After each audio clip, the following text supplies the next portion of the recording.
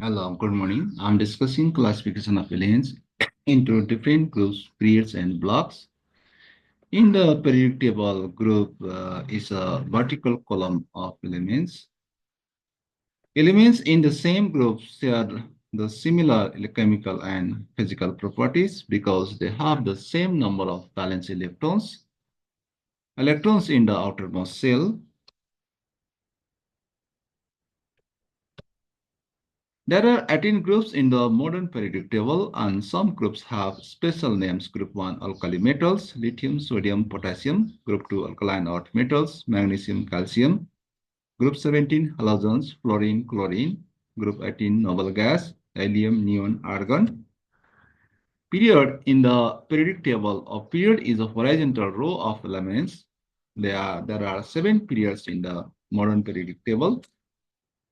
Elements in the same period have the same number of electron cells, but their chemical properties vary as you move from left to right.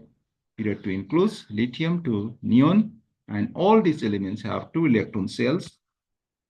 Blocks. A block refers to a section where elements have their outermost valence electrons filling a specific type of atomic orbitals sp, d, or f. S-block elements, the elements in which the last electrons enters the s orbital of their respective outermost shell are called S-block elements.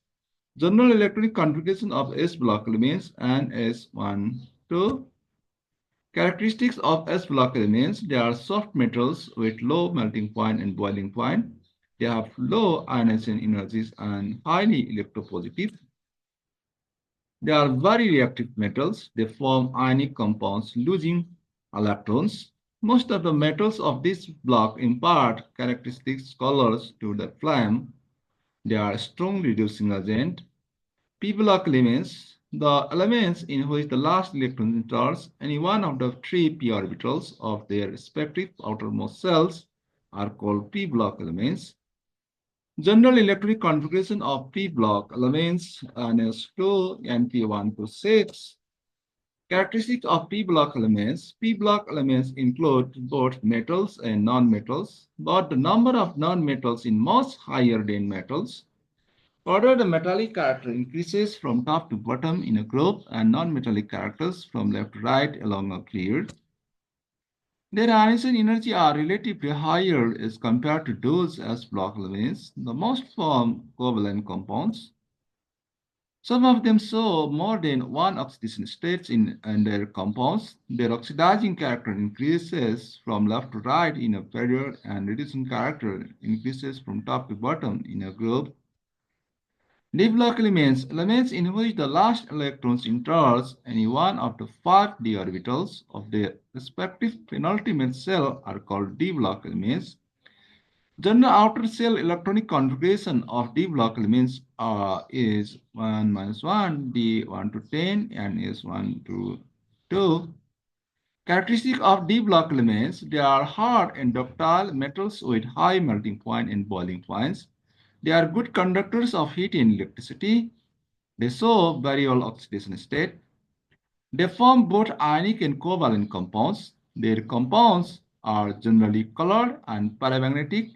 They form color complexes. Most elements are catalytic catalysts in, for example, nickel, ferrous. F-block elements, elements in which the last electrons enters respective anti-penultimate shell are called F-block. General outer electronic configuration of F-block elements n minus 2, F1 to 14, n minus 1, 0 to 1, n is 2. General characteristics of F-block elements are they are heavy metals, they have high melting and boiling point, they show variable oxidation state. Compounds are generally colored. They are a high tendency to form complexes. Most of the elements of the actinides are radioactive. Okay, it's all about classification of elements into different groups, periods, and blocks. Thanks for watching and request you all like, comment, share, and subscribe. Thank you for patience. That is now bye-bye. You can